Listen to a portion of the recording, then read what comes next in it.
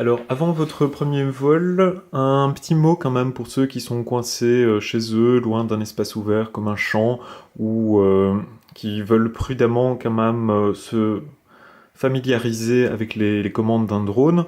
Quand vous avez connecté votre télécommande à la tablette, que votre drone est allumé, c'est un peu paradoxal qu'il faille allumer le drone, moi je trouve que c'est plutôt une contrainte qu'autre chose, mais voilà, vous avez un simulateur qui est intégré dans l'application.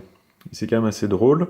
Donc sur cette page ici de démarrage, hein, donc, vous avez choisi votre modèle, que tout est connecté, vous allez en haut ici à droite, et vous allez cliquer sur Academy.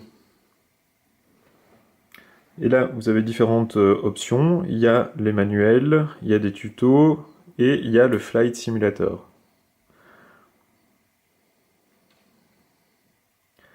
Et donc ici, vous avez la possibilité de lancer une simulation. Et donc, votre drone est là, avec les capteurs d'obstacles. Et sur votre télécommande, vous avez tout comme si vous étiez réellement sur le terrain. Et donc ici, je vais démarrer en mode, même en mode automatique. Hein. Automatique. Alors, petit arrêt sur image pour attirer votre attention sur le message en haut à gauche de l'écran, altitude RTH 30 mètres. C'est super important cette affaire. En gros, c'est l'altitude à laquelle votre drone se placera pour rentrer à la base en cas de pépin. Il faut donc que vous l'adaptiez en fonction de votre environnement, parce qu'elle est modifiable dans les menus et paramètres de l'application. En pratique, par exemple, si vous êtes entouré de séquoias qui font 70 mètres de haut, mettez une altitude d'au moins 80 mètres. Sinon, le risque est grand en cas de pépin que votre drone aille se coincer dans une des branches. Même chose en ville, etc. Adapté en fonction de votre environnement. Et donc ici, vous avez toutes les informations comme si vous étiez réellement sur le terrain. Et donc je dis que je confirme, que j'assume la responsabilité de mon vol. C'est ce qu'il va vous demander chaque fois avant un vol dans la vraie vie. Il a confirmé aussi un point de départ, comme il nous l'a dit. Et à ce moment-là, voilà.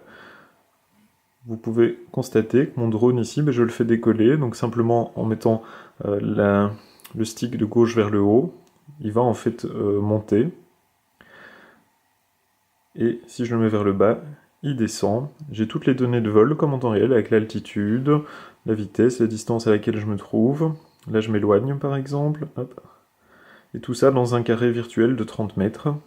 Et donc ici, il me dit qu'il y a un obstacle et je sens les vibrations dans la télécommande qui me dit ça.